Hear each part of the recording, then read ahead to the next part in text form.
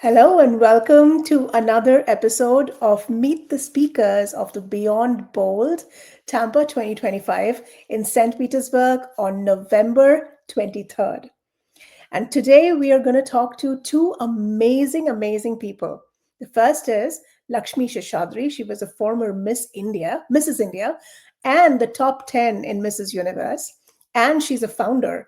So she's an entrepreneur of multiple amazing mom networks, something called Mom 360, as well as Joy 360. And we will talk to her about it.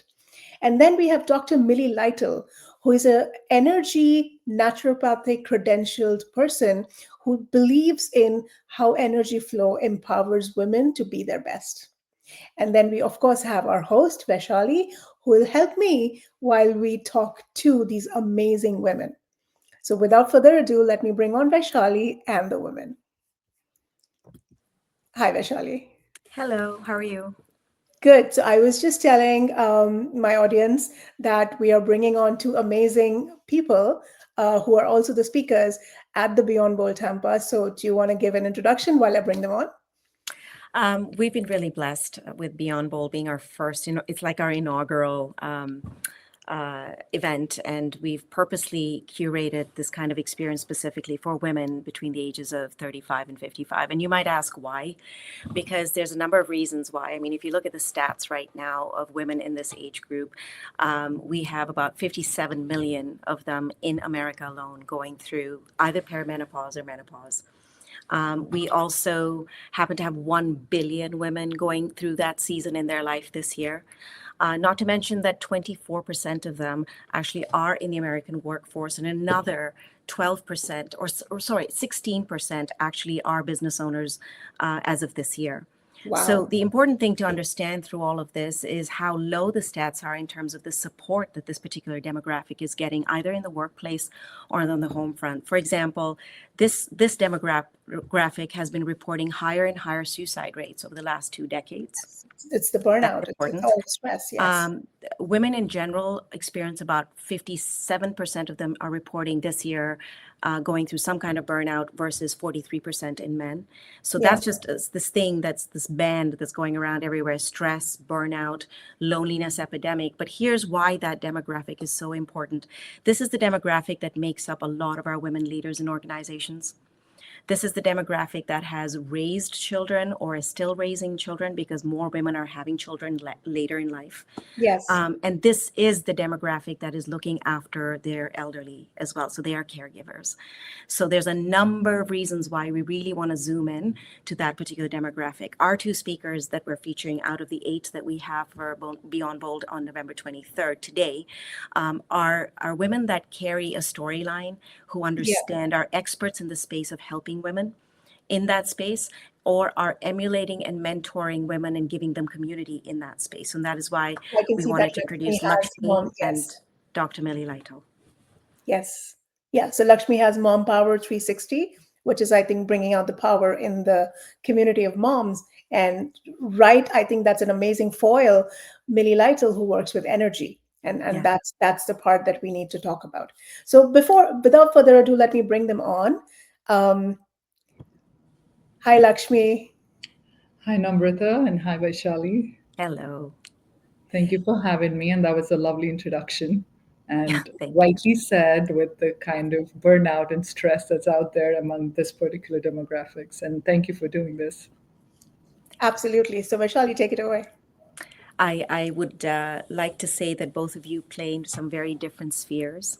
If we may start with that, last week we had a father-daughter duo who was speaking about families that shape futures, and how it is that we're going about raising children with the current skill sets required for the future.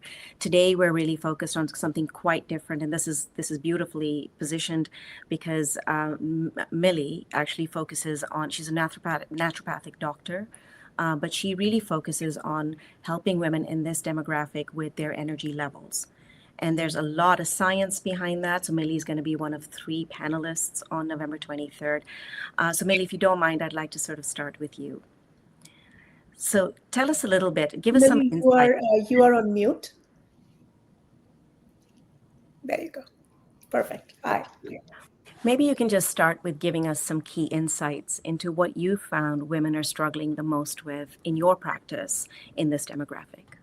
Sure. So this is a very barrier-less time in women's lives. So there's no actual start period or end period until we get to menopause as to when perimenopause might start.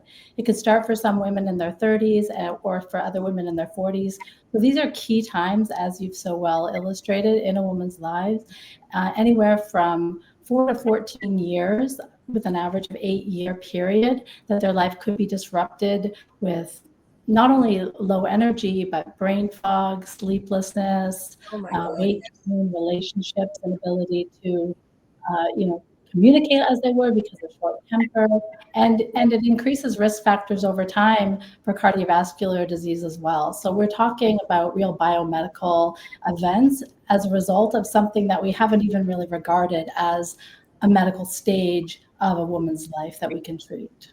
So to me, this is really important because I'm a woman, I have sisters, and obviously I have been in a community of women. Naturopaths also tend to be women, and our clients tend to be women. So on average, naturopathic doctors treat 80% of the clientele as women. So women have just naturally been my patients, even before I decided that I was going to start attending births way, back when I began in my practice. So I followed the trajectory of my patients with my own personal experiences as well.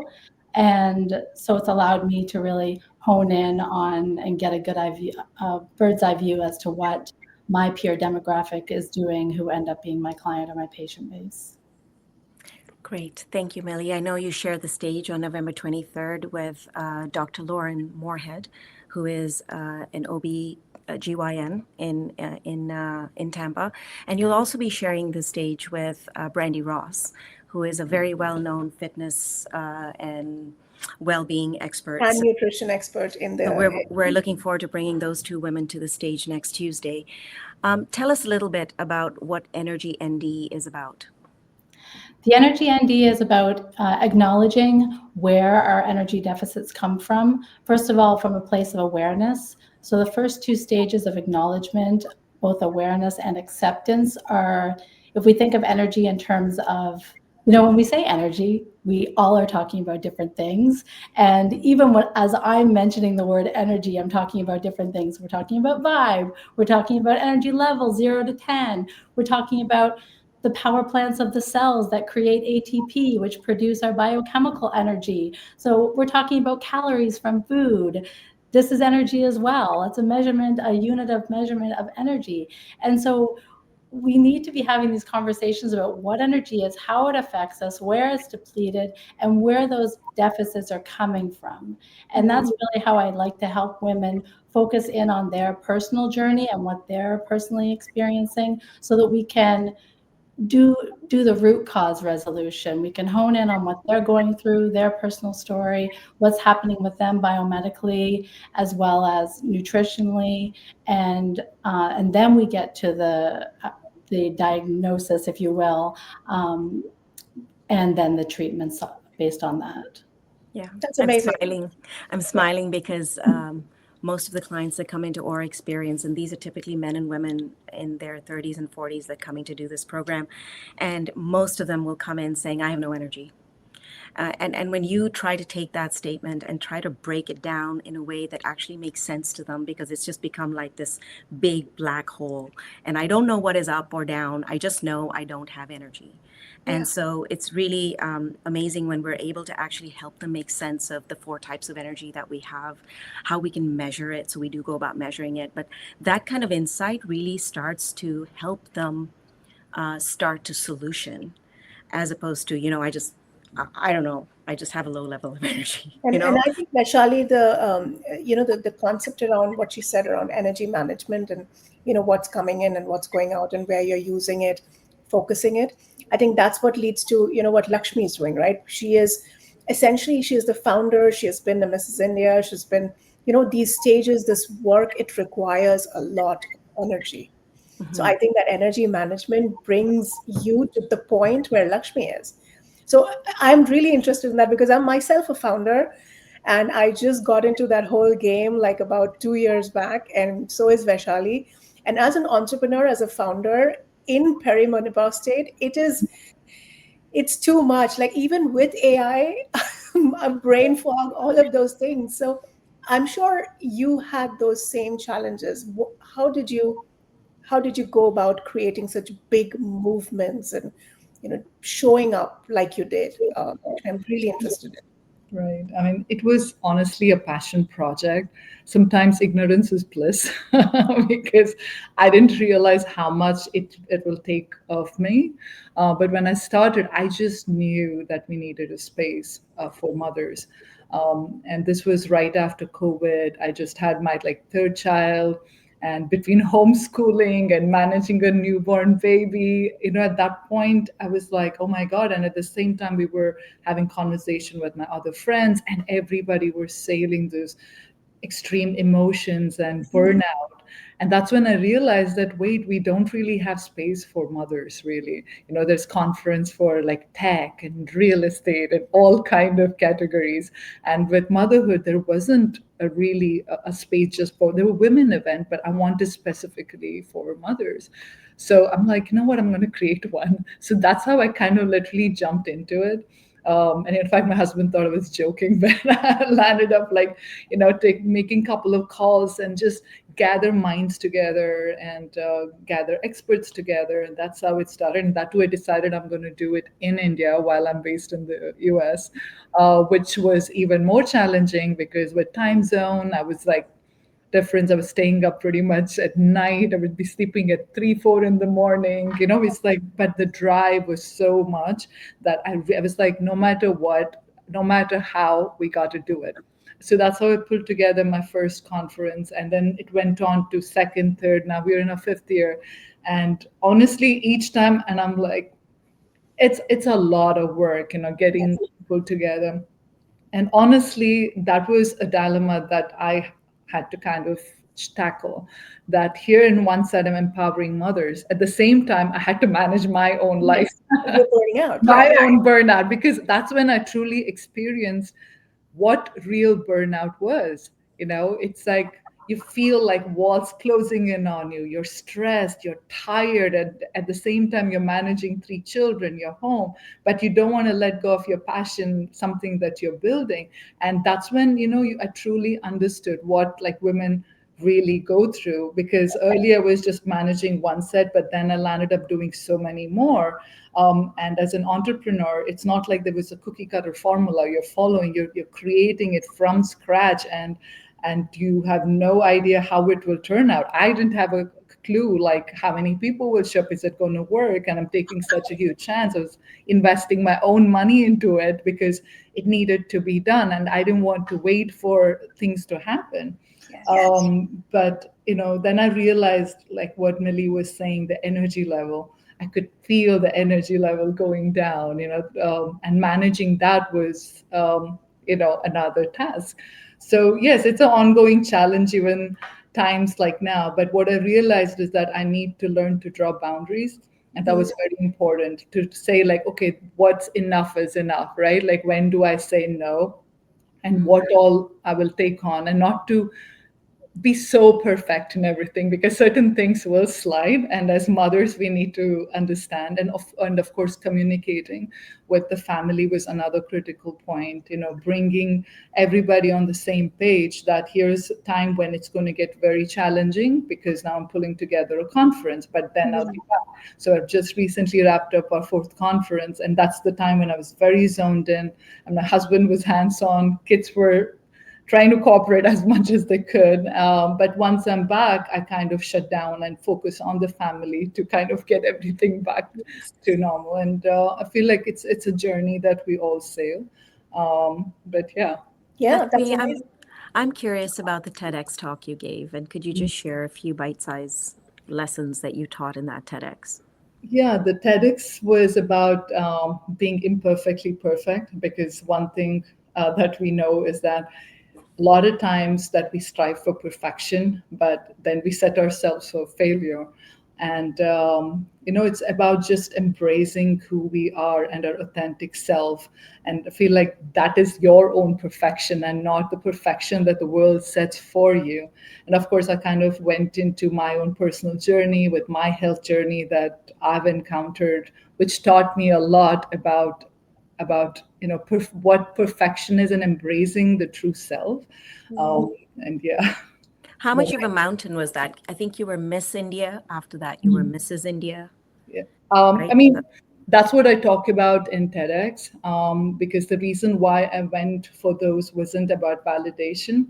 It was my health journey that took me on that path, because I have a severe back issue that had pretty much, I was very close to getting paralyzed, and I was pretty much like deformed in a way. And so for me, it was about accepting my body and being okay with it, and and going into all this competition where it's about beauty. And I wanted to redefine that. And even with the scoliosis that I have, like, I still landed up modeling. And so it was more about me proving to myself that I'm okay the way I am, and I'm perfect through my imperfection. And that's what I kind of talk about, even in the TEDx. And that's the first time I spoke about it, because nobody really knew. Everybody perceived me that, oh, here she is, like being the perfect thing, and being a model. But I was like, no, I'm nothing. I'm nothing but perfect.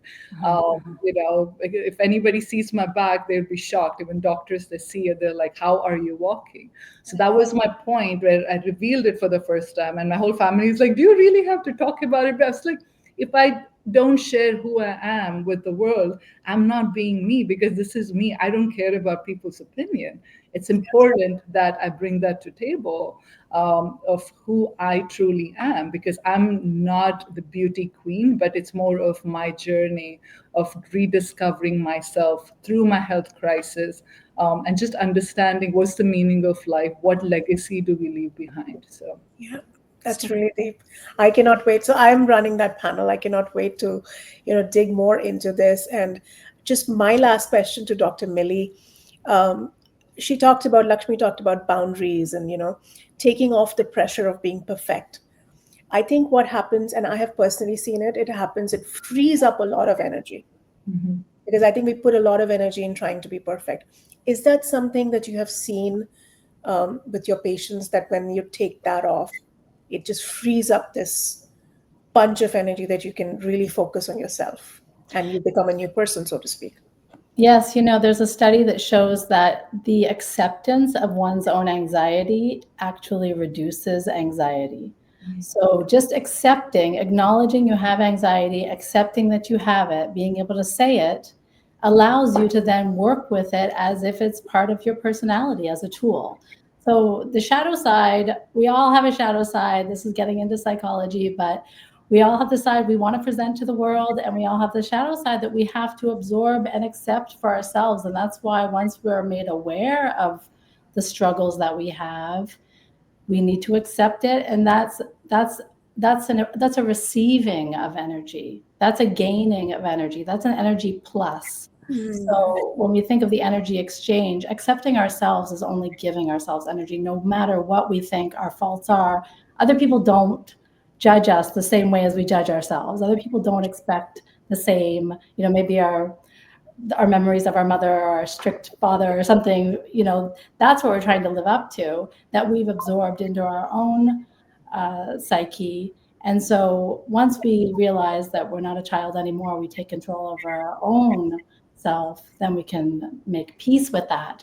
And just the internal argument that people have, always struggling with themselves, beating themselves up, looking in the mirror, not being able to say something nice, is such an energy funnel. It's an energy drain. Yes. So I don't want to take any more of that amazingness in the podcast itself, because I want people to come there, and actually I want to have, I want them to experience this in person, this colliding of ideas, two different complete ideas, but makes sense. Like the whole energy management concept, I think it's catching on, but I don't see it on LinkedIn. I don't see it in professional circles. And I think I want women to come in and realize that this is how we free up energy. This is how we use energy. So I don't want to, ask too many questions today I'll, because I'll, I'll What make about I'll make I'll yeah. make one comment about that. What you just said. You don't see it on LinkedIn. If you are a C-suite executive these days, one of your perks typically does include some kind of program that or coach that is an energy management coach. And I know enough C-suite executives who have that at their disposal. And what's interesting is most of their people will get access to a $4 a month comm app to help them manage energy. The idea here is that we're all suffering from a lack of understanding what it means to manage energy. We are so used to managing money and time and any other resource that we have, but energy being that very key resource that seems to be lacking across the board is something that we're not actually empowering our kids with, our young professionals with. Anybody else in the organization does not have an energy management coach. And so I think it's why we're seeing such a proliferation of coaches in general who are out there, and people like Millie, for example, who are really helping people understand the scientific aspect of this. yes, Lakshmi, you were saying something. Yeah, no, I agree with Millie. In fact, one of the things we talk about at Mom Power is about the childhood traumas that a lot of people carry as mothers. And the first thing when you embrace motherhood is not just about popping a child; it's about understanding what you're bringing to the table, and that's like the first key factor because subconsciously they tend to carry patterns, and that very much reflects into the family patterns that they're going to establish. And breaking the generational trauma, I feel like that's one of probably the energy saver, I guess, because as Millie was saying, you have this internal dialogues that's constantly going and you don't even realize why. And to kind of being firstly aware of that, along with being aware of the anxiety and understanding, wait, why am I thinking this way? Where is this coming from? I feel like getting to that root cause and being aware will drastically change how you create path for your own family and yourself and your life that you're going to lead. So, Yes, I got goosebumps. Thank you so much, guys. I think this was amazing, and I cannot wait to meet you in person and have that panel. Vaishali, last words. I think I just want to share with the audience and that this event was not meant to be a one and done thing. We started off with this data around this demographic and really invited people in the space who really wanted to understand more. And such amazing, we have 4 TEDx speakers who want to come and speak at this event. And the reason they want to is because they bring this expertise and this experience that supports women in this arena. So Beyond Bold is a brand that is going to build over time, whether you're married, divorced, raising kids, not raising kids, whatever your status is. If you're in this category, in this age group, this is why this event is super important. It's happening in St. Petersburg. It is a 1 day, 8 hours of so much inspiration, clarity around what it means to go from bold to beyond bold, for example. Experiences around, culinary experiences. You'll be eating a lot of yum, but interestingly, energy-giving foods. It's really focused on how are you going to manage energy going forward, mentally, spiritually, emotionally, and physically. And so every talk is designed around that. Every experience, be it movement or mindfulness or anything, has been designed around how can you work with yourself to boost energy. And I'm really hoping those of you who are listening, that you will make sure that you click on that QR code, take a look at what this is about. And if you're a woman who isn't doing anything November 23rd in the St. Petersburg or Tampa area, please come out and join us. Thank you. Thank you so much, guys. Thank you for joining us, and we will see you soon. Thank you, ladies. Thank you for having. Bye. Thank Bye. you. Good evening.